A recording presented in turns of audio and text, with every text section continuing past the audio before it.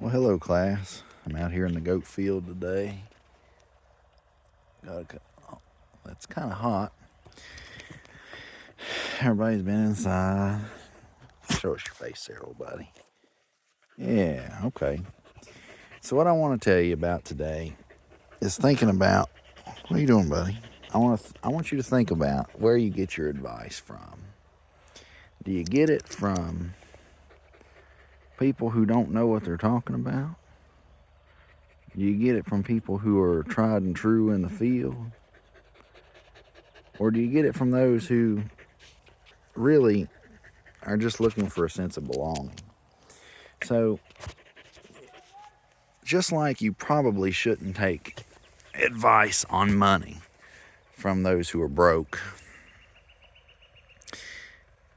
you also shouldn't take advice on how you interact with others in social situations from those who have no aware of their social surroundings.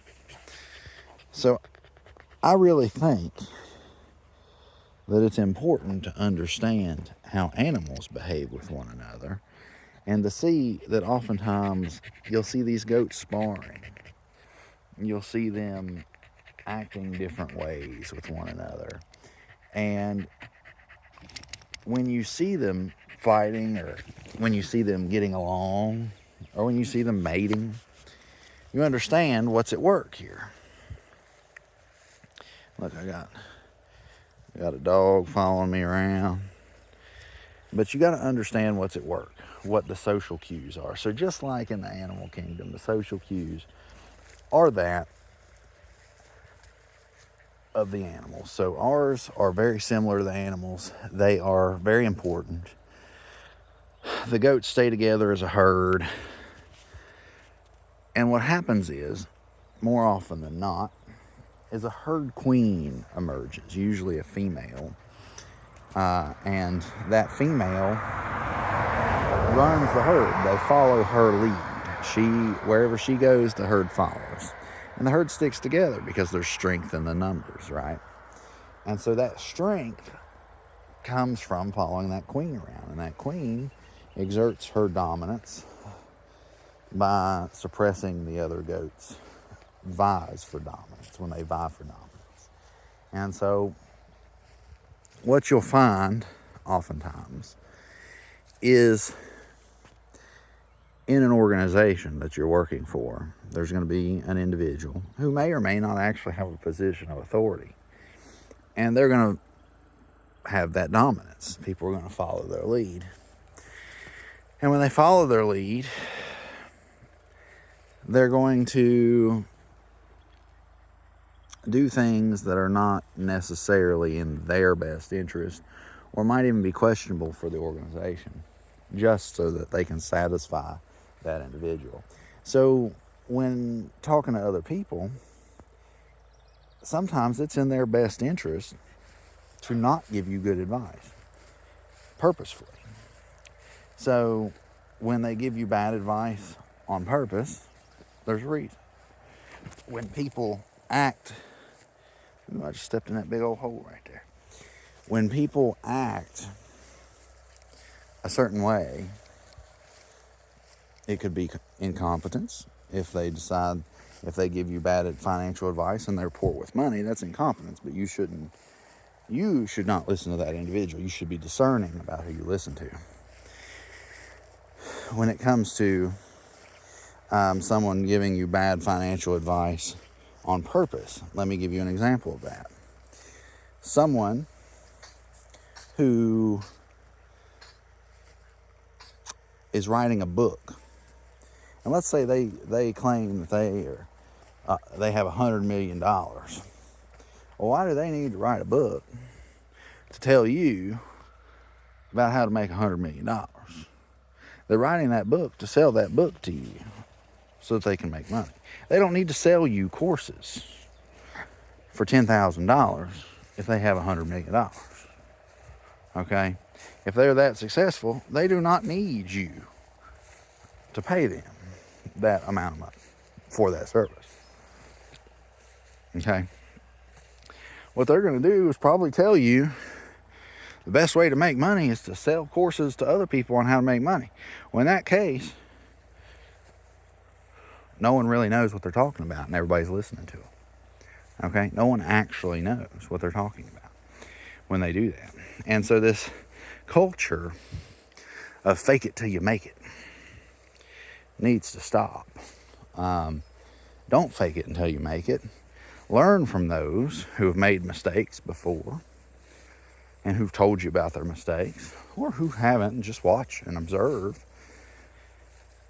and make corrections in your own life. It's best to learn by someone else's mistakes.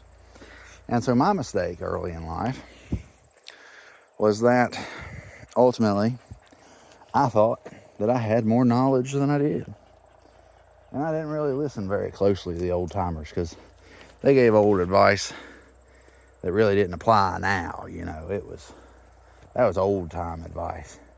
And they talked about who they knew. They talked about the relationships between individuals. Well, I wasn't interested in relationships.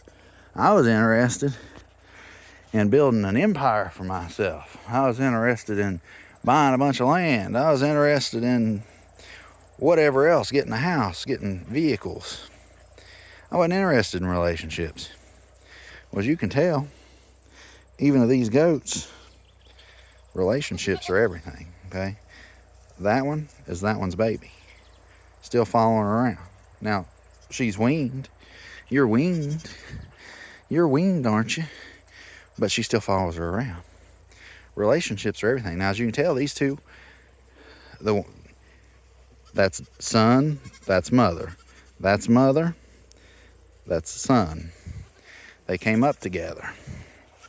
So, animals will teach you that relationships are everything.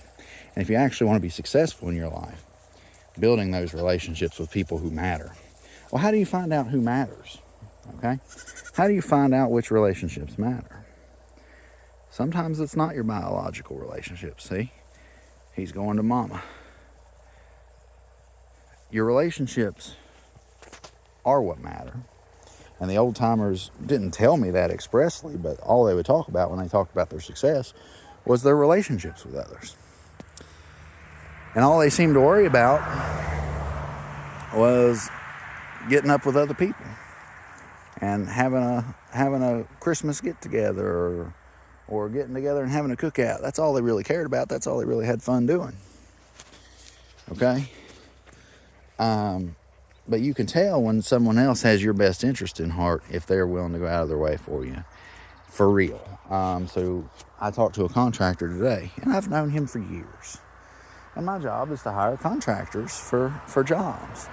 And so I try to keep him in mind, and he does good work. But we have a business relationship.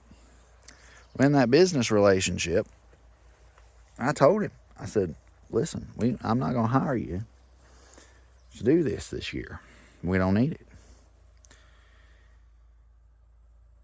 The response I got was just K.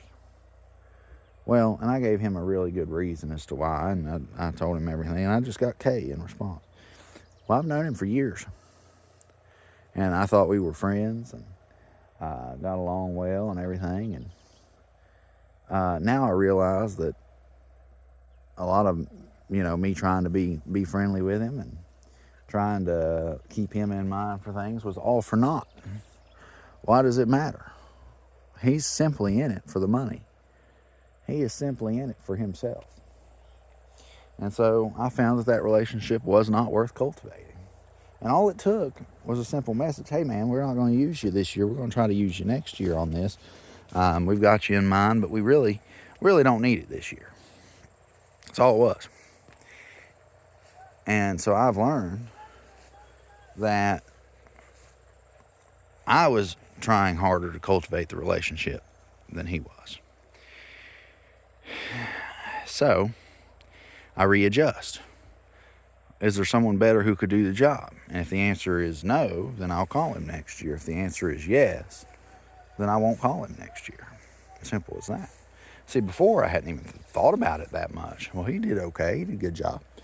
But now I'm going to think, well, can I get better value for my money? Right?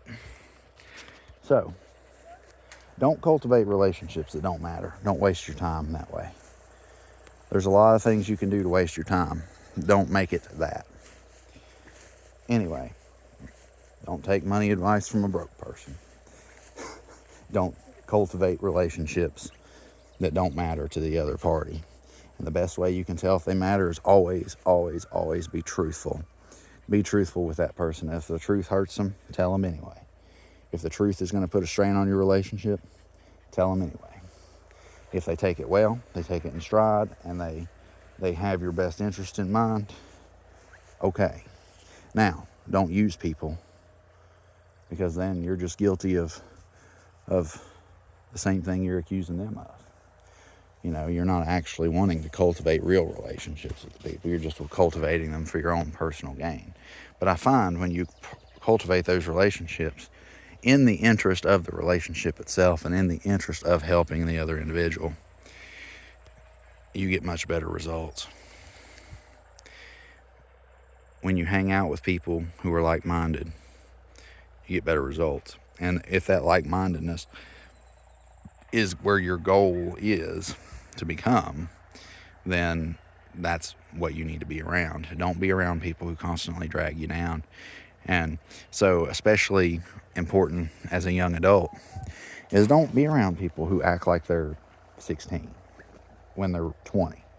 Okay? And I know it's only 4 years when you're old like me, but when you're young, there's a big difference between 16 and 20.